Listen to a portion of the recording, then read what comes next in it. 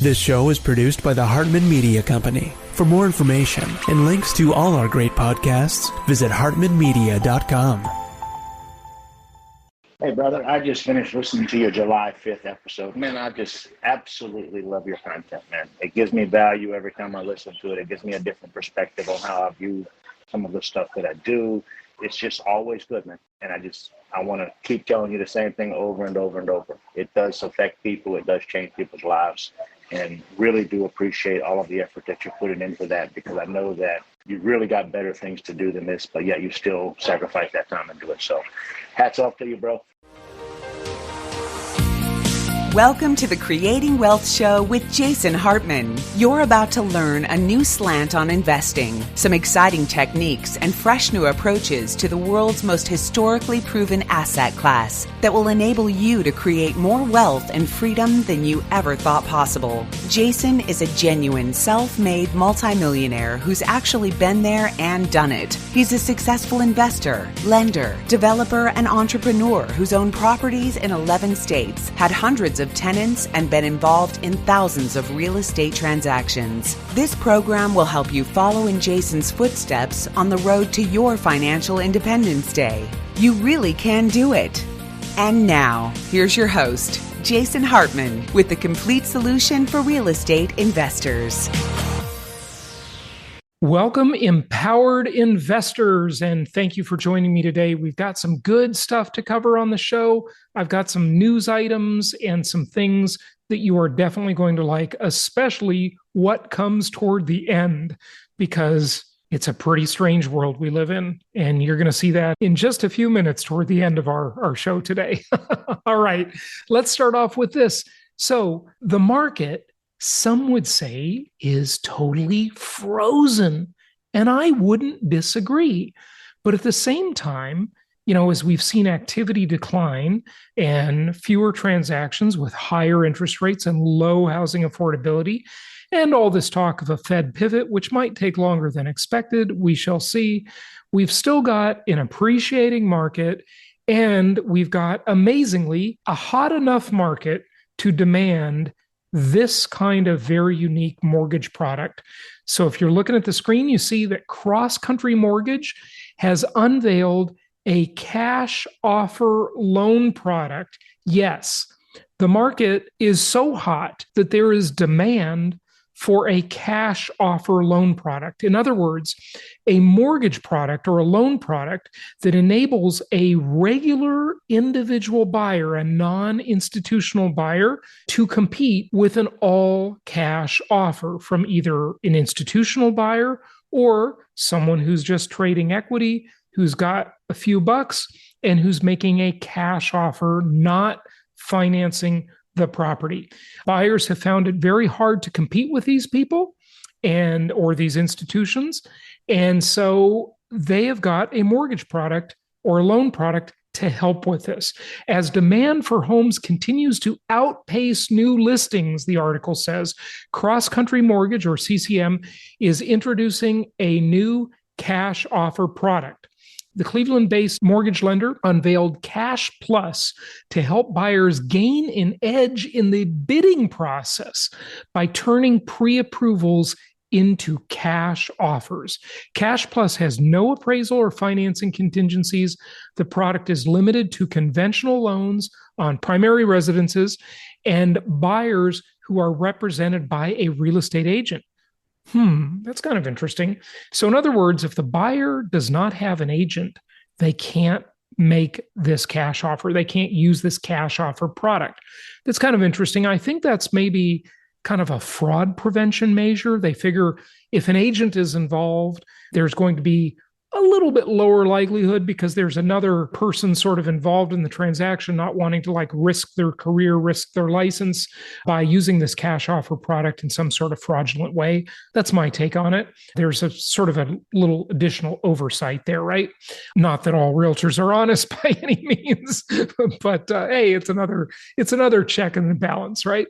Quote, in a housing environment where homes are receiving multiple bids, CCM Cash Plus program helps our borrowers compete with all cash offers, unquote. Chief Operating Officer Gene Stareski said in a statement, many buyers, especially first-time buyers, struggle to compete with all cash offers across all price tiers. Now, this is interesting. Redfin data shows that the share of homes purchased with all cash reached a 9-year high point of 34.1% this past September. So can you imagine? We are in a market where more than 1/3 of all homes are sold all cash, no financing. That's really pretty amazing. And the article goes on to say, other national lenders, including Guild Mortgage and New American Funding, have all cash offer programs too. So this is pretty incredible. Now, what's also interesting, remember I always say, always ask yourself, what is the article not telling you? Well, it says that these all cash offers reached a 9-year high point of the 34.1%. But why would that be a 9-year high point? Well, if we go back 9 years ago, we were in an era where financing had pretty much dried up. Coming out of the Great Recession, Fannie Mae had this limit that you could only have 4 financed properties, whereas now you can have 10 financed properties. There's still a limit, right? But that required people to pay all cash much more often back then because the financing simply wasn't available. And then you also have to realize that 9 years ago, houses were much less expensive. So multiple reasons, right, for that dynamic of why it reached a 9-year high. So I would argue that the 9-year high is really distorted because of this fact, right? Because the financing just simply wasn't available back then. Okay, so that's interesting that there is demand for a mortgage product like this because the market is so hot and it's so hard to compete with all these all cash offers out there that companies have to address this part of the market. Really, really pretty interesting there as we kind of think that we're in this market that's frozen, right? That's not very hot, that's not much activity. But again, it's not about the overall sales volume, which is lower. It's about the comparison of buyer demand versus existing inventory, right? That supply and demand equation. So interesting article there. Okay, now here is another thing I want to show you. There are a million ways to lie with statistics or to have various data in any market, not just real estate, any market, mislead people. And this is one of those times. So you see these various surveys out there that say new home prices are down, and they're not really down, but I just want you to see one more thing that is kind of going into this mix, and it is this. Builders are addressing the housing affordability problem, as we've talked about on prior episodes. They're addressing the housing affordability problem by simply building smaller, cheaper houses. Now, if you compare this to the houses they were selling a few years back that were larger, more expensive, had better finishes, et cetera, you could parse that and you could see that, new home prices are coming down, right? There are various surveys that show this kind of thing, or builders are more flexible or offering more incentives. But that's simply not really true because the builders are simply selling a cheaper product. I mean, think about it, folks. It's easier to look at this in terms of like automobiles, right? In the 1970s, when we had the OPEC oil embargo and we had gas lines, and American car companies reacted very slowly because American cars were big and they were gas hogs and all of this, right? And then you saw the foreign competitors, the Japanese, come in and offer these really small, cheap cars that were very fuel efficient. And I remember we had one, okay? One of the cars that my mom bought when I was a kid, because we had like no money at all, okay? I remember it was a new car, but it was a Honda Civic. And back then, the Honda Civic was this tiny little thing. I wish I had a picture of it. It was this blue, tiny little car. I mean, it was a total death trap. It's kind of like the cars you see in Europe, right? That are tiny little super small cars. cars. And to save money, this car literally had zero options, right? It was a stick shift. It had no air conditioning. It had no radio, right? It certainly didn't have push button windows and automatic door locks and all that kind of stuff, right? It was a tiny little cracker box car. And so you could say, well, car prices are coming down because there's a whole bunch of cheaper cars that have entered the market, right? But that would not be true. And that's exactly what's happening with the new home market, where you see builders addressing the housing affordability problem by simply offering a cheaper product. And so that distorts the statistics. So you just have to understand that. So here, this article says single-family home size falls to more than a decade low. According to second quarter data, the census quarterly starts and completions by purpose and design, boy, that's a mouthful, and NAHB, National Association of Home Builders, analysis, median single-family square footage floor area declined to 2,191 square feet, the lowest reading since the end of 2010. Home size increased in 2021 as the COVID-19 pandemic resulted. That's intentional. I know how to read the word, but I intentionally said that. Hope the algorithm doesn't catch it. Resulted in the need for more residential space as more people stayed home and used the residential property as offices, gyms, and classrooms to teach their kids at home, right? During this period, when mortgage rates reached historic lows, buyers had more purchasing power, which spurred the demand for larger homes. And we talked about this trend, and I predicted this trend, and I was right again on that during the COVID era. However, as interest rates increased in 2022 and housing affordability worsened, the demand for home size trended lower. NAHB economist, who we've had on the show, Robert Dietz, provides more analysis in the Eye on Housing blog post.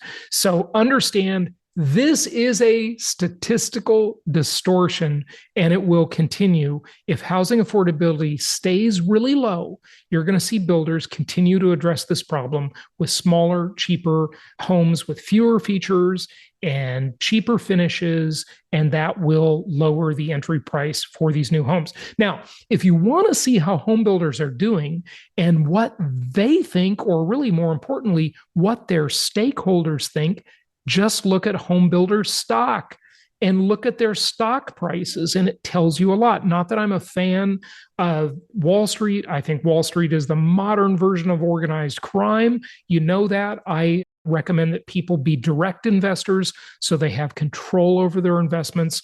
Commandment number 3, thou shalt maintain control. Okay. But looking at their stock, at the stock of home builders, it really gives you a good proxy and some good inside information on what the home builders think, but also, of course, what their shareholders think.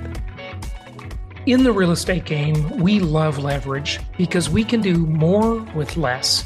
If you're in the active side of the real estate business, like wholesaling or flipping, great software offers even more leverage because it solves problems like lead tracking, marketing, sales, and even operations. That's where our sponsor RE Simply comes in, like list stacking, driving for dollars, automated drip campaigns, cold calling dialer, complete phone system, email management, speed to lead, buyer management, task tracking, accounting, and so much more. This powerhouse software eliminates the need for juggling multiple subscriptions and different complicated integrations. So check out RE Simply if you want to streamline your investing business and start closing more deals.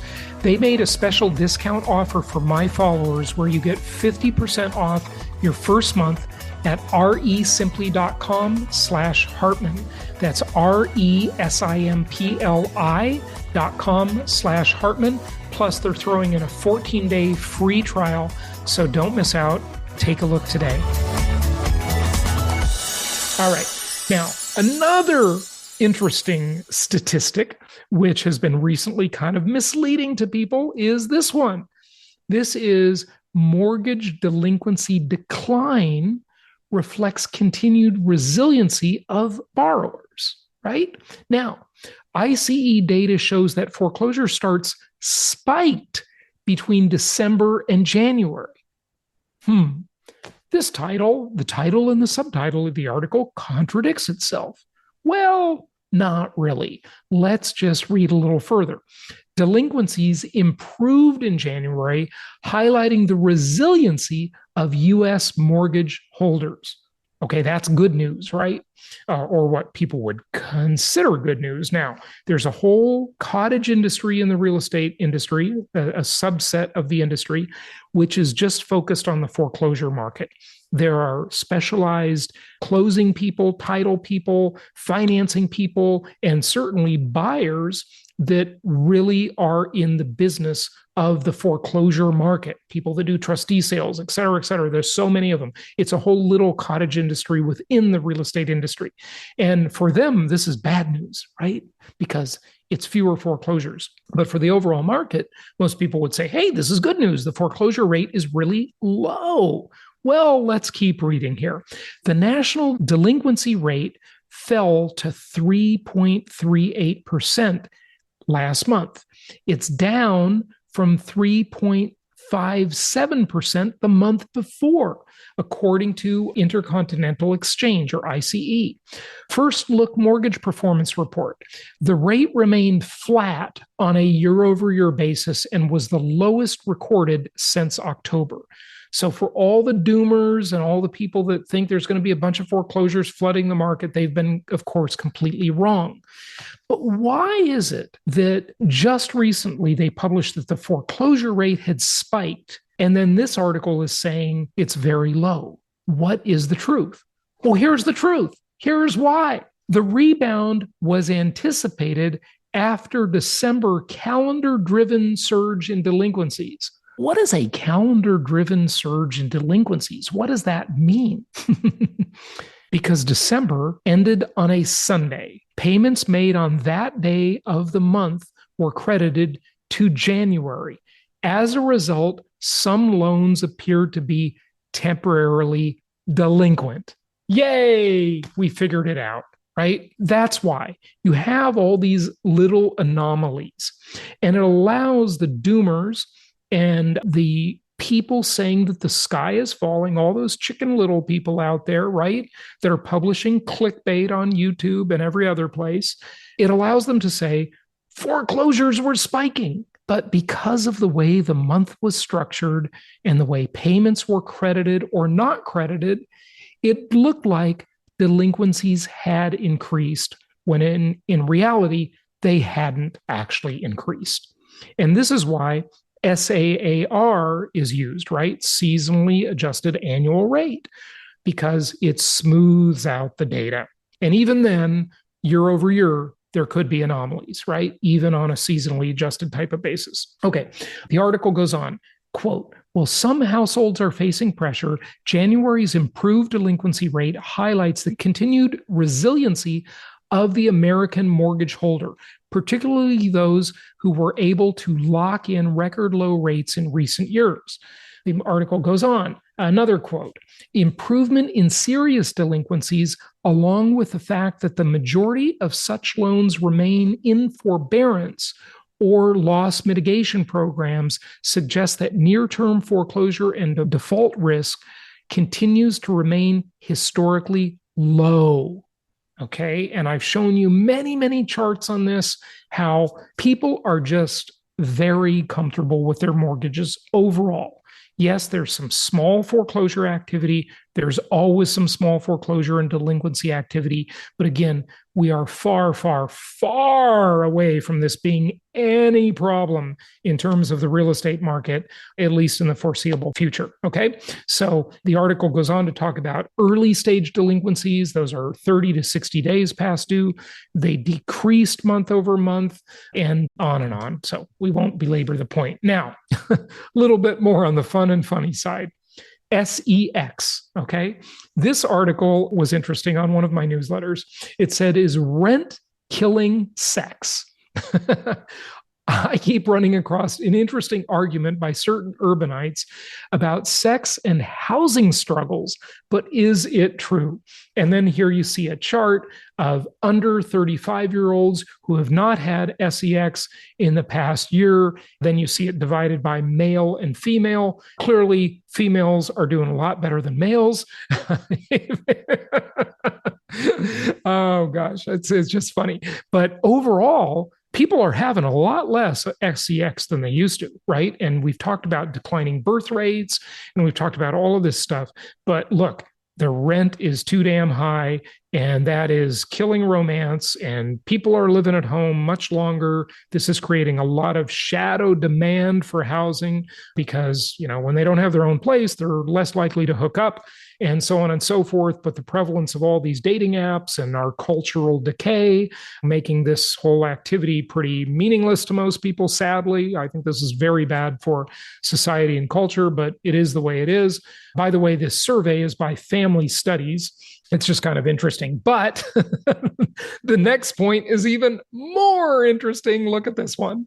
Meet the Spanish artist who is the first woman to marry a hologram.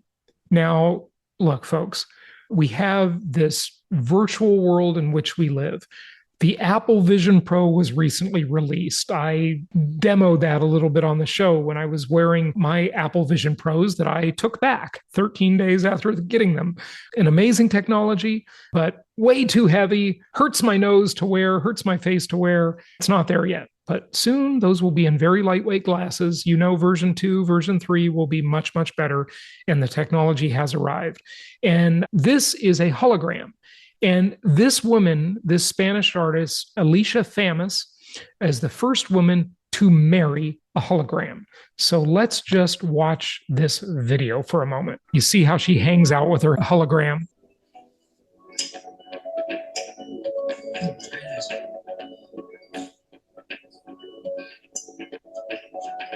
I put some sweet potato. She's just eating a meal with her hologram, this man. Unbelievable. She said she created this sophisticated hologram to satisfy all of her emotional needs. Boy, the world is getting pretty weird, folks. It's getting pretty darn weird. And it shows her, like washing dishes. Here they are in the kitchen. Alicia and her hologram hanging out, talking, washing the dishes after dinner. Wow. Very strange world, folks. I mean, look what's coming. Robots, holograms, virtual reality. Wait till this creeps into dating apps. They're already using AI in dating apps to basically have the conversation with people. It's becoming a very weird world. I mean, even I really am impressed with technology and I like technology, it's becoming a very strange place, folks. You got to agree with me on that. Okay. If you want to hang out with real people and press the flesh and have a good time, join us on our upcoming Empowered Investor Cruise. That is coming up just about, 2 months away. Our room block sold out. And so now we're with floating rate rooms, but we did manage to get one for someone who signed up last week and then also the week before. And so go to jasonhartman.com. Right on the front page, you can click through to the cruise website and sign up for our Empowered Investor Cruise. And we hope to see you there. I got my captain's hat on. We've got a little bit more for today's episode, so hang on for just a moment for that. Well, you've probably noticed there's a lot going on right now. But of all the trends taking place in America, and this is something that Jason has talked about extensively, one of the most salient is the 21st century's version of the Great Migration to suburbia. Millions of Americans living in heavily populated coastal areas are packing up and leaving to the American heartland and Sunbelt, largely due to the fallout from the COVID-19 pandemic. And although COVID-19 has accelerated this trend, people have been moving away from the big cities for some time, actually. The realities of COVID-19 and the heavy-handed responses of various governments have given people just another compelling reason to move away from the cities. This is quite the shift in movement of people. It's often forgotten that the 21st century migration to prominent coastal cities like San Francisco and Seattle was initially driven by job opportunities. At first, the temptation of six-figure salaries and vibrant social scenes made many coastal urban centers attractive to Americans who desired novel experiences and financial advancement. However, COVID-19 has changed the whole game. Many people are now fearful of congregating in elevators and mass transit. Overall, people are questioning the idea of living in high-density areas where diseases and other maladies can spread more quickly. As a response to the COVID-19 related shutdowns, large portions of the middle class were compelled to transition their daily activities from in-person to online. Several examples include relationships on dating apps, working meetings on Zoom, and homeschooling for children. The home has quickly become the center of the universe, as Jason has argued extensively on the Creating Wealth podcast. People can now open up their laptops from the comfort of their homes and effectively convert their homes into an office. This makes suburbs an even more attractive alternative for city dwellers. Just think about it. Moving to the suburbs means that you have a lower cost of living, increased outdoor space, access to the city, but lighter traffic, quieter nights, cleaner air, and a much slower pace to life.